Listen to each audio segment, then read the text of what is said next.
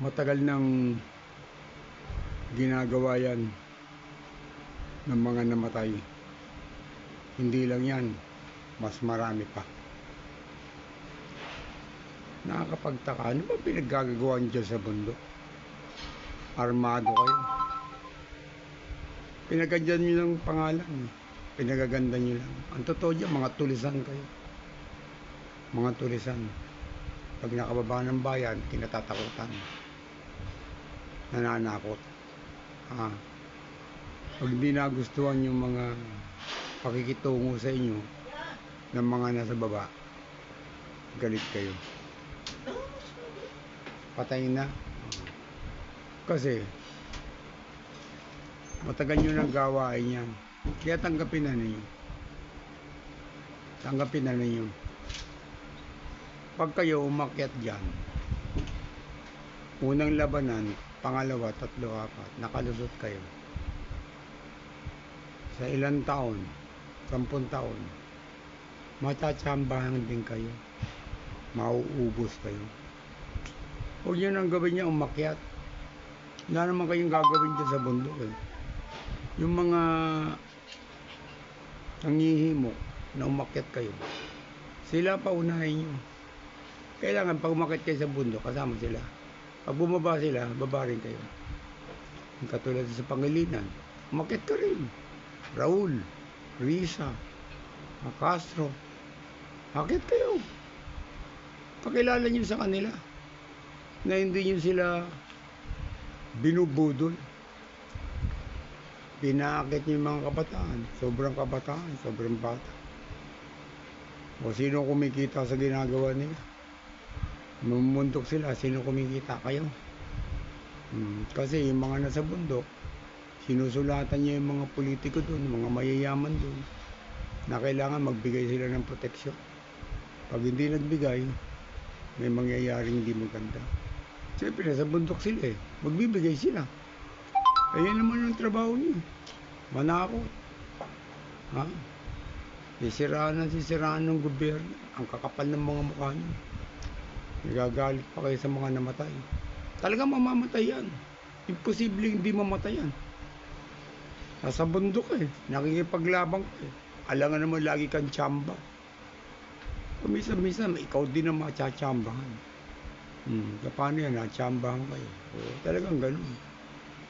Yung mga sundalo, namamasakit, naaambos, truck.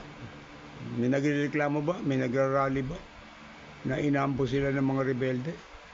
Inaambos sila ng mga MPA? Wala. Hindi na lang sila kumikibo. Talagang ganun. Pinasok nila yung mga bagay na yan, tanggapin nila. Kaya mga sundalo, pag namamatay, hindi kumikibo. Okay lang. Talagang ganun eh. Alam na nila yun. Eh kayo, pag may namamatay sa inyo, ang dami niyong kaartihan. Ang dami niyong kayabangan. Ibalik niyo yung buhay nila. Hindi puro kayo salita. Wala naman kayo may babalik na buhay. Makit kayo sa bundok. Kaya lahat ng mga pulis dyan, mga sundalo, pagbabarilin nyo. Mag-alsa kayo lahat dyan sa bayan. Pasukin nyo yung krami. Kampagin doon, lusubin nyo sila lahat. Gumanti kayo. Di ba? Ganun gawin nyo. Puro lang kayo salita. Pupunta kayo sa bundok, tapos mangi-sniper kayo, mananakot kayo.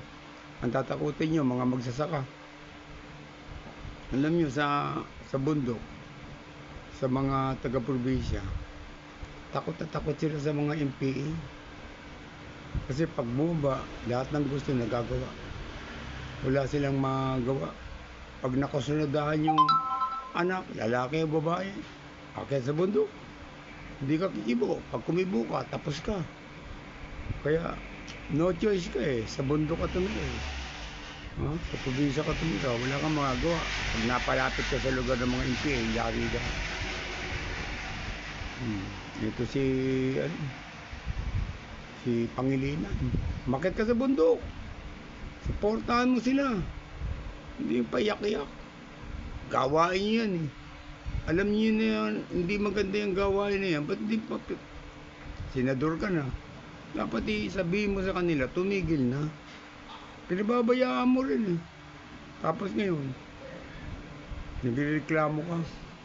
Sabi mo, pinatay sila, minasakir sila. O gusto mo sila magmamasakir sa mga sundalo. Sila mag-aambos. Ganun ang gusto mo eh. Ganun naman ang gawain nyo. Simula nang dumating si Duterte, hindi na umubra yan. Hindi na umubra. Noong panahon nila Ramos, nila yung dating mga presidente, nila Aquino, pwede yan. Kasi hindi ka pwede magreklamo eh. Yung magreklamo ka sa gobyerno, yari ka. O, di ba? O, ngayon, magreklamo ka, nga. O, wala kang magagawa. Kaya, tanggapin nyo na. Talagang ganyan ang buhay.